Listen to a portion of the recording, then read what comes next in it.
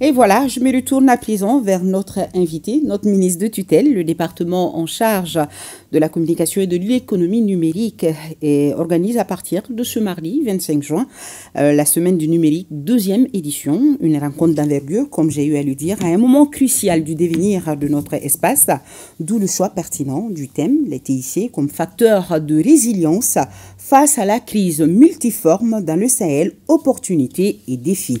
Le ministre Al-Hamdou Ag Ilien est notre invité. Bonsoir, monsieur le ministre. Bonsoir. Alors, dites-nous, cette deuxième édition de la Semaine du numérique, sous quel signe la placez-vous, monsieur le ministre? Elle est placée par les plus hautes autorités sous le signe de la relance, de la digitalisation de l'administration, afin de pouvoir mettre notre population à l'abri, n'est-ce pas, des lourdeurs de l'administration et aussi des fragilités humaines des agents de l'administration. En cela, nous allons l'élargir aux autres membres de l'AIS et l'élargir aussi dans le cadre de ses activités à pousser jusqu'à la résilience des populations. Tout à fait. Je viens de le dire à l'instant, le thème de cette deuxième édition. Pourquoi le choix de ce thème, monsieur le ministre? Oui, parce que vous savez que la géostratégie mondiale fait que les populations du Sahel aujourd'hui sont très éprouvées. Et donc, tout ce qui agit aujourd'hui doit agir dans le sens de la sécurisation de nos populations. Et on ne peut pas aussi sécuriser des populations sans développer leur résilience face aux épreuves. Donc le numérique, vous savez, a un rôle extrêmement important à jouer dans les domaines de la sécurité, de l'information, de la communication et aussi du système d'information géographique par rapport aux aspects stratégiques aussi. Donc c'est pour cela que nous avons choisi ce thème. Alors vous pensez que les TIC peuvent constituer un facteur de résilience dans un pays comme le nôtre, le Mali, ici? Absolument, parce que les TIC permettent d'abord une bonne circulation de l'information, une communication. D'abord, elles permettent aux populations d'avoir accès à l'information. Elles permettent aux populations en détresse de signaler aussi le plus rapidement possible. Elles permettent aux populations aussi d'informer les forces de sécurité à temps. Elles permettent aussi aux forces de sécurité de diffuser des moyens d'information et de communication, de couvrir sécuritairement les populations. C'est en cela que vraiment ils peuvent beaucoup développer la résilience. Monsieur le ministre, on voit que vous avez fait un clin d'œil, cette deuxième édition a fait un clin d'œil aux jeunes filles. Pourquoi cette couche spécifique pour cette deuxième édition? Vous savez, le président de la transition voudrait vraiment que le Mali tout entier s'occupe de la digitalisation. Et vous savez que les femmes, c'est la moitié de la population au Mali et c'est elles aussi qui sont les formatrices à la base des futurs de la société. Et nous voulons former une élite féminine. Si on forme une élite féminine, on commence par la jeune fille qui, elle, est victime de toutes sortes d'épreuves aujourd'hui. Donc, plus une fille est informée, plus elle a les moyens de communiquer, plus elle sera protégée et elle va aussi former sa progéniture qui va construire le Mali de demain.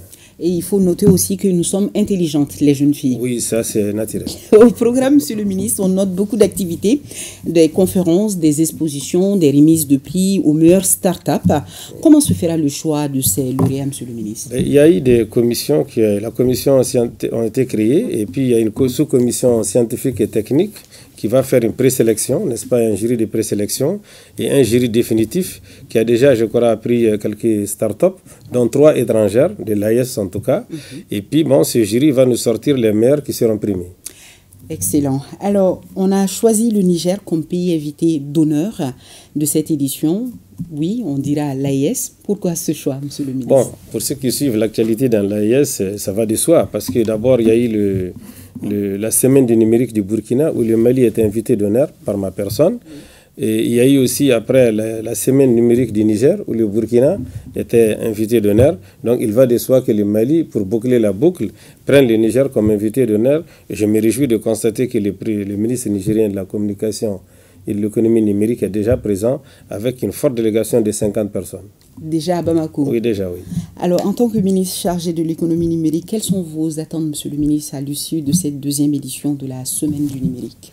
Je souhaite tout simplement qu'elle permette, comme le président de la transition l'a souhaité, qu'elle permette vraiment à l'ensemble des Maliens de comprendre que nous relançons actuellement la digitalisation totale de notre administration et que tout le monde s'y mette.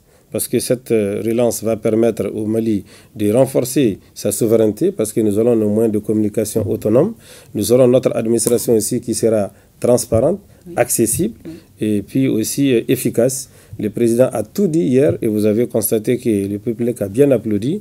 Et donc le sens que je donne, c'est celui de doter, comme le veut le président de la transition, le Mali, d'une administration performante, accessible et d'une administration qui renforce notre sécurité et notre force. Alors, que dites-vous aux populations de Bamako? Venez participer à cette deuxième édition, ça se passe au CICB? Oui, je vous remercie d'abord d'avoir fait cela. Et je veux vous signaler que si vous voyez que vos talents sont appréciés à des milliers de kilomètres d'ici, c'est en grande partie à cause de vos talents naturels, mais aussi du numérique. J'appelle la population à répondre aux appels que vous lancez depuis quelques jours ici. Et j'appelle tous les cadres maliens de l'administration à suivre de façon assidue tout ce qui va se dire parce que, comme le président de la transition l'a dit, c'est un Mali nouveau et une nouvelle administration qu'on voudrait lancer pour sortir, comme je l'ai dit, je ne le dirai jamais assez, des lourdeurs administratives et mettre fin aussi des fragilités humaines de nos agents de l'administration. Merci beaucoup, Monsieur le ministre. Alors, la deuxième édition de la semaine du numérique, ça commence ce mardi et ça se passe au CICB. Absolument. Oui. Merci beaucoup. Et le RTM, bien sûr, suivra cet événement pour vous, chers auditeurs et téléspectateurs.